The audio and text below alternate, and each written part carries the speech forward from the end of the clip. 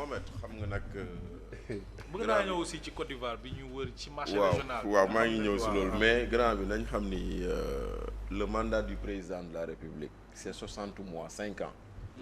Ils ont déjà fait 20 mois. Ça veut dire que ils ont épuisé le tiers de leur mandat. Non amul à peu près c'est exactement ça un tiers. Il y a 20 mois qui ont déjà été épuisés.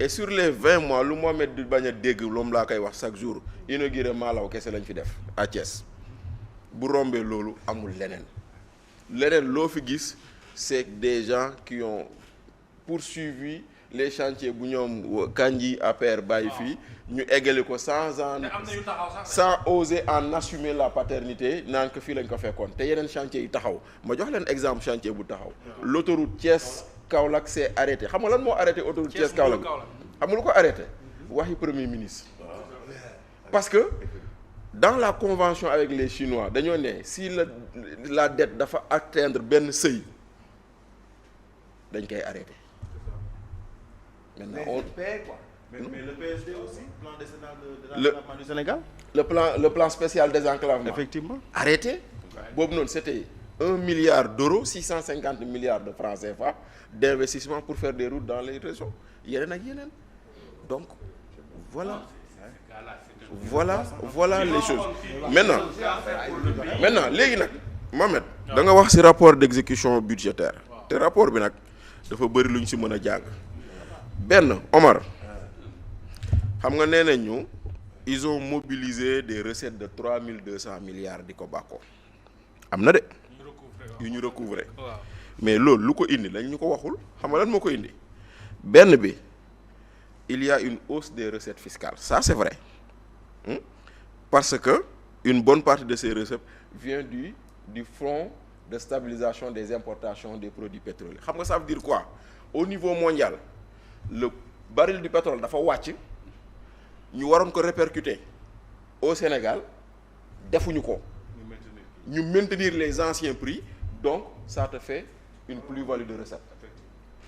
Pendant ce temps, la Côte d'Ivoire a baissé 2 fois le prix du pétrole xam nga de l'essence et du gasoil. Le Mali bi nga xam ne le Mali bi nga xam ne essence ak gasoil bu ñu jël Ndakaaru lay jógee romb fii def 600 kilomètres ñoom ñu wàññi ñun wàññiwuñu. waxal Sénégalais est-ce que vous voyez bien. c'est-à-dire que. oui tu l'as dit en français mais tu expliques ça au Sénégal. waaw mais lu may wax que Sénégalais dégg na. non mais am na ñuy déggul yow tamit. baril pétrole damay bi répété baril pétrole bi dafa wàññeeku au niveau mondial. mu war a wàññeeku Sénégal. État du Sénégal waroon répercuter loolu defu ko. waaw voilà léegi nag à la pompe defu ko. ba ko État du Sénégal defulee. voilà voilà. dañoo conserver plus-value bi. voilà ba ko État du Sénégal defulee. dafa tax na seen recette fiscale yi dafay yokk.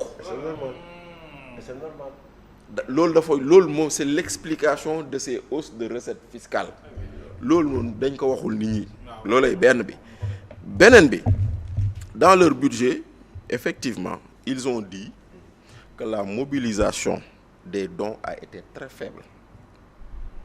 Ils ont mobilisé 52 milliards de dons là où ils prévoyaient de mobiliser 286 milliards de dons mooy maanaam les dons budgétaires partenaires yi ñoo ñu ko daan jox maintenant fu ñu doon espérer am 352 lañ fa am maintenant lu tax nga am 52 coow li tu as perdu ta crédibilité parce que tey jii nii bu doon major Kandji moo doon ñëw sa kër di la dollil junni boo xam ne mooy tax nga boucler sa dépense bu doon Médoune moo doon ñëw sa kër dolli la ñaari junni yu tax nga boucler sa dépense yow nga ne man sama kër man tappalekat laa ñun ay sàcc lañ ñun ay trian lañ major lan lay def day téye loxoom toog kaay Médoune téye loxoom toog Moussa Niang ñu waroon ñëw ne ko Moussa kaay ñu koy mu ne leen non tey leen xaar leen ñu xaar ba déwén xool lu muy def et voilà ce qui se passe donc loolu nañ ko wax. mooy waxu Médoune yi rek. waaw léegi nag léegi boo jógee foofu noonu mooy ñëwaat. nga jógee ko foofu noonu nga ñëw ah ñu ne la par exemple il y a un investissement de 40 milliards. waaw da nga koo xeeb yow. mais bien sûr. Non, mais bien sûr. non, c'est rien du tout ça. Aliou.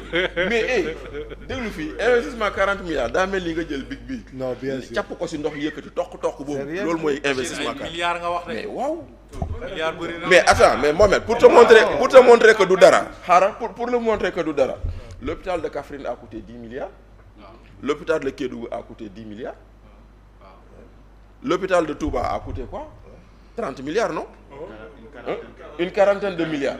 Donc imagine, ñu ne la ci at bi yëpp luñ fi defar. non c'est rien tout. Non mais c'est dans une région ça, c'est pour une région. non loolu normalement ça doit être l'investissement pour une raison. Pour une région, c'est Grand Yoff fooy. Voilà loolu. Voilà. Ay 1600 milliards. Pendant ce temps. ah. mais pendant ce temps mooy loolu les dépenses augmentent maintenant xam nga yooyu noonu yëpp. waaw Bachir. day nekk ay éléments yoo xam ne. waaw les gens le voient peut-être que l'explication buñ si war duñ ko détailler noonu. waaw mais il faut ba nga Sénégalais yi xam. il faut nga gëstu rapport bu parce baax. que bu ñu nee 3000 nangam Voilà, milliards ñu mais ne oui. ah ñii kat moom. mais ni nga ko faram-fàccee nii. Mais non, mais attends. Sénégalais aussi dañu war a bàyyi xel loolu. waaw mais moo ça tax c'est le devoir des médias. oui moo tax ñu ak ngi ci. ñun ñuy toog fii. Oui, parce que ñun ñoo war a dimbali peuple bi ñuy ñu di ko faram-fàccee. te ñu parce sax que- ñi koy wax nag ci wolof yu leer nañ. Waaw. ba baykat beeg nappkat beeg ñoom ñëpp gën a comprendre. surtout Parce am que na li nga ñooñu waxoon ci lañuy rapport faj bi seen am na li nga bopp yi. waxoon ci rapport bi. Oui. que annexe yi dañ koy fàtte. waaye du ko ci def nga naa ma fàtte ñoo ko tey. mais nag beneen bi. mais nag beneen ñoo ko bi. tey. beneen bi. waaw lu xew sur les investissements yooyu noonu. waaw. une bonne partie fayee nañ ko bor de. waa xaalis bor la fayee nañ ko bor de. non j'ai pas compris sur les gens. L'argent collecté mobilisé. waaw, une bonne partie fayee nañ ko moom la major wax léegi. fayee nañ ko bor de. loolu moom tamit nag. même dette noonu intérieure la ñu ngi koy fay parce que les gens ne refusent de. waaw mais non mais attends ñun kon Bachir kañ la ñuy investir. justement su fekkee da ngay recouvrer ay waaw, milliards coppite rek autant de tuuti. milliards ba pare dem di ko fayee bor. Mais bu leen waaw. fàttali ni chaque trimestre. une bonne partie fayee nañ ko bor loolay benn beneen bi xaaral ma pare Aliou. Rapidement, beneen bi waaw, ah. une bonne Ah, mais partie. à l'intérieur du pays boru intérieur bi dañuy coppati di leen jox. waaw day jox ku nekk waaw tuuti. Bachir joxuñu beneen leen bi yow. beneen bi. et pourtant waroon nañoo. waaw on écoute Bachir on écoute Bachir mu continue. 315 la ñuy wax. xaw ma mais beneen bi. waaw. am na une bonne partie aussi dugal nañ ko dans les subventions à l'énergie de. dugal nañ fa plus de 400 milliards de subventions. waaw, ci parce courant, que les ci courant. États-Unis ont retiré leur subvention.